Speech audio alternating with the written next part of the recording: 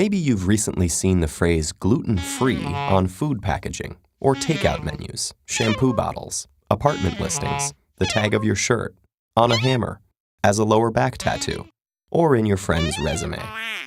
Next time someone starts telling you about their newfound freedom from gluten, here are some questions you can ask, and the well-informed answers that your friend, being a reasonable individual making educated dietary choices, and by no means just following the latest diet craze, will tell you. What is gluten? Gluten is an insoluble protein composite made up of two proteins named gliadin and glutenin. Where might you encounter gluten? Gluten is found in certain grains, particularly wheat, rye, and barley. What has gluten been doing for the previous entirety of human history, and why do you suddenly care about it? Gluten is responsible for the elastic consistency of dough and the chewiness of foods made from wheat flour, like bread and pasta. For some people, these foods cause problems, namely wheat allergy, celiac disease, and non-celiac gluten sensitivity. Wheat allergy is an uncommon condition that occurs when a person's immune system mounts an allergic response to wheat proteins, leading to mild problems and, in rare cases, a potentially dangerous reaction called anaphylaxis.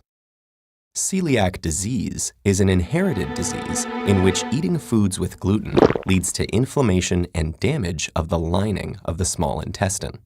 This impairs intestinal function, leading to problems like belly pain, bloating, gas, diarrhea, weight loss, skin rash, bone problems like osteoporosis, iron deficiency, small stature, infertility, fatigue, and depression.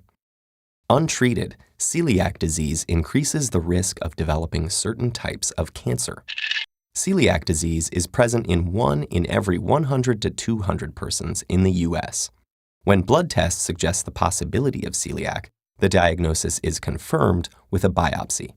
The most effective treatment is a gluten-free diet, which helps heal intestinal damage and improve symptoms. Some people don't have celiac disease or a wheat allergy, but still experience symptoms when they eat foods with gluten. These people have non-celiac gluten sensitivity.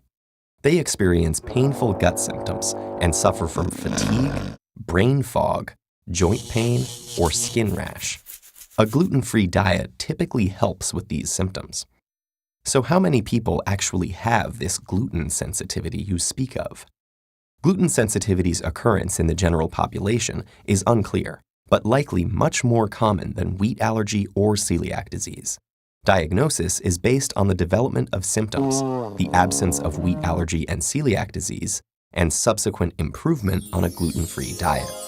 There's no reliable blood or tissue test, partly because gluten sensitivity isn't a single disease and has a number of different possible causes. For example, it may be the case that gluten can activate the immune system in the small intestine or cause it to become leaky.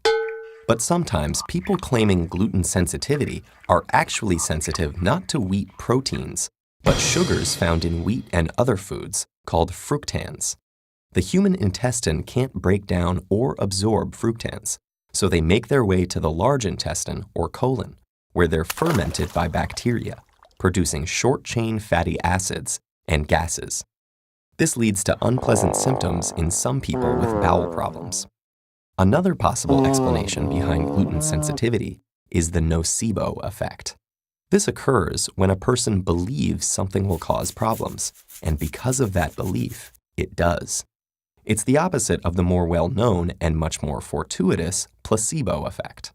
Given how much bad press gluten is getting in the media, the nocebo response may play a role for some people who think they're sensitive to gluten. For all these reasons, it's clear that the problems people develop when they eat wheat and other grains aren't exclusively due to gluten. So a better name than non-celiac gluten sensitivity might be wheat intolerance.